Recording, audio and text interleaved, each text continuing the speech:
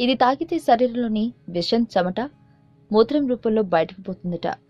మంచి పరిమళాన్ని వెదజల్లే కర్పూరాన్ని ఇష్టపడిన వారుండరు.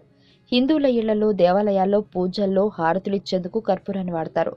దేవాలయాల్లో, ప్రసాదాల్లో, ఇళ్లలో కూడా కొన్ని రకాల వంటకాల్లో కర్పూరాన్ని విరివిగా వాడుతుంటారు. కానీ చాలా మందికి తెలియని విషయం, ఈ కర్పూరాన్ని మన శరీరానికి మంచి ఔషధంగా పూర్వకాలం నుండి వాడుతున్నారు. కొన్ని ప్రాంతాల వారు అయితే కర్పూరాన్ని తాగే నీటిలో కూడా వాడుతున్నారు.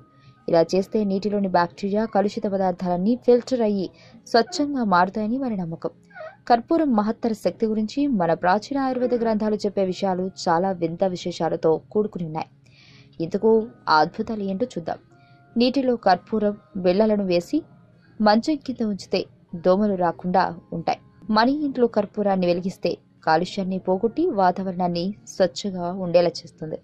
అంటువ్యాధులు రాకుండా చేస్తాయి. కొన్ని కర్పూరం బిళ్ళలను ఒక గుడ్డలో చుట్టి రాత్రి పడుకునే ముందు మెడలో వేసుకుని ఉదయం తీసేస్తే మన శరీరంలో రక్త ప్రసరణ బాగా జరుగుతుంది. జీర్ణ వ్యవస్థ మెరుగుపడుతుంది. శరీర జీవక్రియలు చక్కగా మారుతాయి. తేలు లేదా పాము కుట్టిన చోట ఆపిల్ రసంలో అరగ్రామ్ కర్పూరం కలిపి అరగంటకోసారి బాధితులకు తాగిస్తుంటే శరీరంలోని విషం చెమట మూత్ర రూపంలో బయటికి పోతుందట. చుండ్రు సమస్య ఉన్నవారు కొబ్బరి నూనెలో కర్పూరం వేసి గంట తర్వాత జుట్టుకు రాసుకుంటే చుండ్రు సమస్య మాయమవుతుందట. పేలు సమస్య కూడా దూరం అవుతుందని ఆయుర్వేద నిపుణులు చెబుతున్నారు. ఉదయం బ్రష్ చేసేటప్పుడు దానిపై కర్పూరం వేసుకుని దంతాలు శుభ్రం చేస్తే నోటి దుర్వాసన పోతుంది.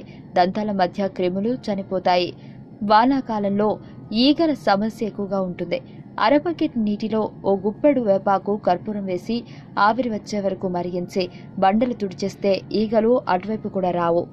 ఆరోగ్యవంతమైన జీవితం కోసం మనం పాటించాలి కొన్ని నియమాలని. చిన్ని చిన్ని చిట్కాలతో చింతలేని జీవితాన్ని ఎలా గడపాలి అనే దానికి వీక్షిస్తూనే ఉండండి మన ఆరోగ్యం యూట్యూబ్ ఛానల్. మరిన్ని ఆరోగ్య సూత్రాలకు సబ్స్క్రైబ్ చేసుకోండి.